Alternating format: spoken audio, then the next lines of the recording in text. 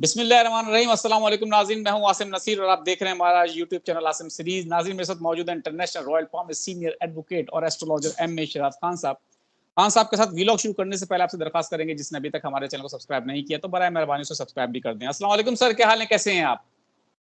वालेकुम अस्सलाम। बिस्मिल्लाहिर्रहमानिर्रहीम। इन्नल्लाह यामुरु बिल अदली वल एहसान। बेशक अल्लाह हुक्म देता है इंसाफ करने का और एहसान करने का। सर, हम क्या करें कि रोज हमें ये कहना पड़ रहा है कि आपकी आज भी पेशेंट को दुरुस्त साबित हो चुकी है। पीर की रात को जिस वक्त हम ये वीलॉग कर रहे हैं, आज पीर के रोज नजर सानी केस था आर्टिकल 63A का, उसकी समाअत थी लेकिन समाअत हो ना सकी। हमने एक दिन पहले ऑन रिकॉर्ड है, हमारे चैनल पे जाके लोग देख सकते हैं, आपने पेशेंट को ही की थी कि जस्टिस जो मुनीब अख्तर साहब हैं वो बेंच में नहीं बैठेंगे, वो उठ जाएंगे। और हमने देखा आज ऐसा ही हुआ, 4 जजेस आ गए लेकिन जस्टिस मुनीब अख्तर नहीं आए। उन्होंने खत लिख दिया और बेंच टूट गया। अब पीर की रात को हम इस वक्त ये वीलॉग रिकॉर्ड कर रहे हैं, मंगल की रोज ये वीलॉग लगाएंगे। अब मंगल को फिर कहा ही जा रहा है, चीफ जस्टिस ने कहा है कि हम उनसे रिक्वेस्ट करेंगे लेकिन अगर वो नहीं आए तो हम नया बेंच बनाएंगे। एतराज उनका ये है कि जो प्रैक्टिस एंड प्रोसीजर कमेटी है उसके अंदर वो कमेटी पूरी नहीं थी, वो जजेस कैसे बना सकते हैं, ये एतराज उनका है। तो आप क्या समझते हैं आर्टिकल 63A जो है, अब आपको नजर आ रहा है कि ये हुकूमत की नाकामी है या ये बैक ऑफ कर जाएगा या अभी मजीद इसमें कुछ और भी बाकी है? देखिए, खूबसूरत बात है आपकी। और मैं तो अभी फिर अड़ गया हूँ दोबारा। अब ये नहीं है कि मैं आइन के खिलाफ बात कर रहा हूँ या दस्तूर के खिलाफ पेशन गोई कर रहा हूँ। हुकूमत तो तुली हुई है। अब दोबारा भी बेंच बनता है जिसमें अगर ऑनरेबल जस्टिस साहब मुनीब अख्तर साहब नहीं बैठते तो 5-0 से फैसला आ जाएगा। अगर मुनीब अख्तर साहब बैठ जाते, राजी कर लेते, तो 4-1 से आएगा। यानी कि दोनों ही सूरतों में जो भी करो, आर्टिकल 63A जो है, जो मुझे समझ में आ रही है, जफर से भी कानून से भी हर हवाले से वो उड़ जाएगा। यानी कि फ्लोर क्रॉसिंग होनी है। ये है पहला मिशन।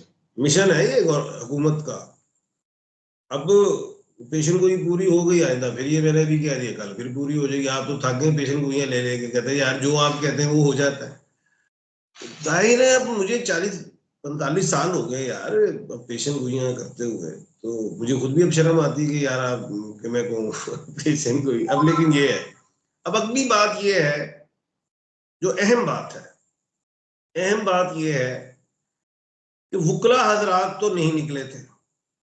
ये जो पीटीआई का जो भी एहतजाज होता है, जलसा होता है, ये आर्टिकल 63A को उधर होने तो दें, उधर फ्लोर क्रॉसिंग होने दें। ये देखें, ये जो अक्टूबर का महीना चला है, ये दमादम मस्त कलंदर होगा। वुकला भी आपको सड़कों पे नजर आएंगे। अब अबीले, ये कह रहा हूं, 2/3 वाली बात तो अभी जरा थोड़ी दूर है। उसके बाद अभी इन्होंने और जो छेड़ना है, लेकिन ये है कि हुकूमत के कान खड़े हो गए हैं। वो सोच रही है कि हम करें क्या, क्योंकि शहबाज शरीफ साहब के हाथों में वो क्या कहते हैं, वो तिल नहीं है जो तेल निकाले। बिल्कुल। अब जो चाह रहे थे, जो भी चाहे हुकूमत चाह रही थी कि जी अदालत की लड़ाई हो जाए, आपसी लड़ाई हो जाए, वो तो शुरू है। लेकिन मैं फिर एक बात कहूंगा, ऑनरेबल मंसूर अली खान साहब हो, ऑनरेबल मुनीब अख्तर साहब हो, वो आइन की लड़ाई लड़ रहे हैं, क्योंकि वो कस्टोडियन ऑफ द कॉन्स्टिट्यूशन है, दस्तूर की। अब इसको लोग हवा दें, जो मर्जी दे, लेकिन फिलहाल लड़ाई शुरू हो गई जी। अच्छा सर, फिर आप क्या समझते हैं, जैसा आपने कहा कि 63A को जो है उड़ा देगी हुकूमत और फ्लोर क्रॉसिंग भी शुरू हो सकती है, आपको लगता है जो बिलावल भुट्टो जरदारी का भी स्टेटमेंट था, फिर शर्जील इनाम मेमन है, पीपल्स पार्टी के सीनियर रहनुमा है, उनका भी ये कहना है कि हमारे नंबर गेम पूरे हो चुके हैं, तो ये इनको वही आ गई नंबर गेम पूरे होने की। इनको लगता है यही है कि फ्लोर क्रॉसिंग की वजह से नंबर गेम पूरे होंगे। आपको लग रहा है ऐसा कुछ फ्लोर क्रॉसिंग होगी? मौलाना फजलुर रहमान साहब ने तो कश्ती में सुराख कर देना एक और, जो मैंने शायद कल भी कहा था। तो मौलाना जी। फजलुर रहमान साहब तो उनके हाथ में भी नहीं आए। तो फ्लोर क्रॉसिंग की नजर आ रही ना 63A का मतलब क्या है? ये उस तरफ गए हुए हैं। अब बात अगली है जो मेरी है और आपकी है या अवाम की है या वुकला हजरात की है, वो यही है कि आईन, बात यह है कि वोट मैंने दिया है अपने कैंडिडेट को, ऊपर जाके वो किसी और को क्यों दें? बात यह है, यह असूली बात। आप एक तो मैंडेट चोरी करके आ गए और जो बचे हुए बंदे उनको भी आपने उठाना है। वो तरीके वारदात आपको पता है क्या होता है, खरीद लो या डरा लो या ये कर लो, तो ये उस तरफ है। लेकिन मैं एक बात बता दूं, ये आर्टिकल 63A के बाद मैं तजिया नहीं दे रहा, पेशन को ही कर रहा हूं। वुकला बाहर आएंगे जिसका प्रेशर जो है बढ़ेगा और 2/3 इनके हाथों से निकलना शुरू हो जाएगी।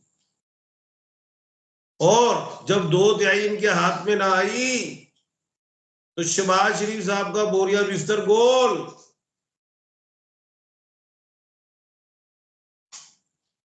और दूसरी बात,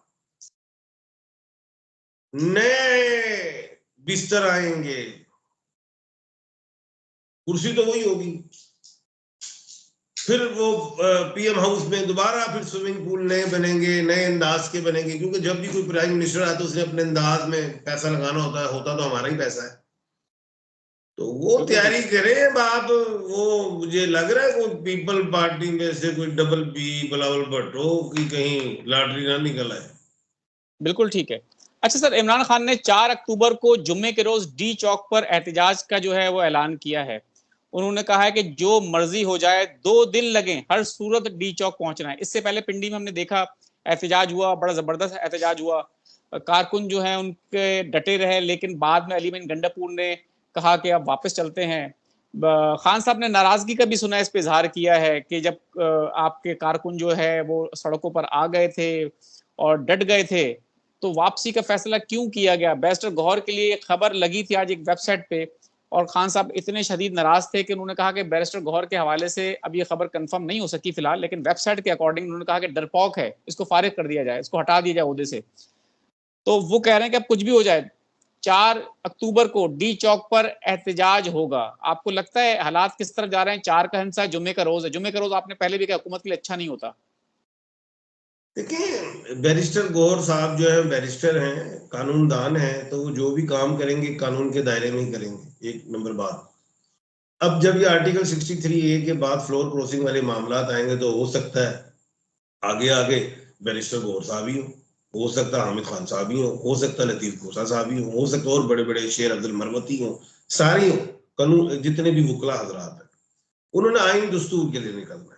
अब बैरिस्टर गौहर साहब जो हैं वो नपी तुली बात करते हैं, जाहिर है वो टाइमिंग होगी, वो कंडीशंस होंगी, उन कंडीशंस को उन्होंने सामने रखा होगा कि अगर हम इस कंडीशन से के खिलाफ जाते हैं तो पर्चे ही होंगे। उन्होंने एक तरफ अपने दांत में देखा। लेकिन खैर, कहने का मतलब ये है कि बैरिस्टर गौहर साहब जो है फ्रंट फुट पे खेलने वाले आदमी नहीं है। वकालत के हवाले से वो फ्रंट फुट पे खेलेंगे जब आइन कानून के हवाले से जब बात आएगी। एक बात। दूसरी बात आती डी चौक की। अब डी सी है, ये डी चौक, चौक सी से बनता है। ये पाइसिस के अल्फाबेट है। डी भी मुश्तरी का है और चौक भी मुश्तरी का है। दो मुश्तरियां रली हैं, वड्डे खड़ाक करेंगे। और मुश्तरी आपको पता है कि 2 जून को वो राइज कर गई। अब डी चौक की जो डेट अनाउंस की है जनाब इमरान खान साहब ने, वो 4/10/2024 है। इन तमाम डिजिट्स को काउंट करें तो ये 4 बनता है। अब 4 जो है, हो सकता है चारों सूबे से पब्लिक आने की कोशिश करे इस डी चौक में। इसे नंबर 1 एंड नंबर 2, ये दिन जुम्मे का है, इसमें कोई शक नहीं। हमेशा मैंने कहा है कि नून लीग के लिए हमेशा जुम्मा भारी रहा है, तो अफरा तफरी होगी। अब डी चौक पे इतनी आराम से वफाक में ये दाखिल तो होने नहीं देंगे। तो ये कह ले 10 तो गिरेबां भी होंगे, सीने भी चाक होंगे, शेलिंग भी हो सकती है, डंडे भी होंगे, डंडा बरदार भी होंगे, सारा कुछ ही होगा जी। बिल्कुल ठीक है सर, आखिर में बस लेकिन ये बता दें। मैं यहाँ पे जरूर कहूंगा, जो भी आए एहतजाज करें कानून को हाथ में डालें जी। बिल्कुल ठीक है, बिल्कुल ठीक है। ये मैसेज आप सर हमेशा ही देते हैं और बिल्कुल ज़बरदस्त, बिल्कुल दुरुस्त मैसेज है ये। सर आखिर में बस ये बता दें, अलीमा खान ने कहा है कि इमरान खान की रिहाई के लिए हमारे पास एहतिजाज के अलावा कोई रास्ता नहीं। आप समझते हैं ये बात दुरुस्त है? अलीमा खान साहब आइन से हैं, और अब जितने भी बयान आएंगे पीटीआई की तरफ से या जो फ्रंट फुट पे होंगे, वो अलिफ आइन लाम और ये वाले होंगे। तो एक बेटा क्या कहते हैं 10 के खाने की मालिक है, और मैं समझता हूँ वो बिल्कुल आएंगी। और दूसरी एक बात और बता दूं कि और एक ऐसी डेट है 2/10/2024 को, दिन बुध है, मरकरी का दिन है, जिसमें ये कहा गया है एहतजाज करने हैं या जलसे मियाँ वाली, फैसलाबाद और मुल्तान। बिल्कुल। अब मियाँ वाली जो है वो है सूरज से रिलेट, फैसलाबाद है मुश्तरी से रिलेट, मुल्तान है सूरज से रिलेट, इमरान खान साहब है मरीक से रिलेट। ये भी पंजाब हुकूमत को 2 तारीख बड़ा टफ टाइम देगी।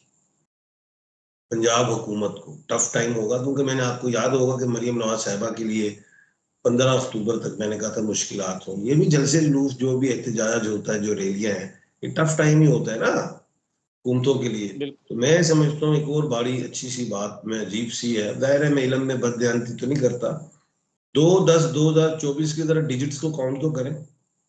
2 और 1 3, और 2024 वो 8, 8 और 3 11, ये एक और एक बन गए 2। तो ऊपर से तारीख भी 2, डिजिट भी 2, खान साहब का लकी डिजिट है ये। मुझे यहाँ पे कुछ फजा में कुछ तब्दीली दिखाई दे रही है, बता रहा बिल हूँ। बिल्कुल ठीक है सर, इसी खुशी-खबरी और हमारे जो देखने वाले हैं, जो पीटीआई के चाहने वाले भी होंगे उसमें से, 100% नहीं होंगे बड़ी लेकिन हमें मैं लगता है अक्सर कहता था 2 नंबर 2 नंबर 2 नंबर, वो दुखी आ गई है। और तमाम बिल्कुल डिजिट्स को काउंट करो, मैंने कहा 11 बन गया, और हमेशा मैंने कहा 11, 1 और 1 2, 3 उन्होंने कर दिए। बड़ा टफ टाइम दे रहे हैं ये अब, और ये टफ टाइम इनको मजीद मिलेगा।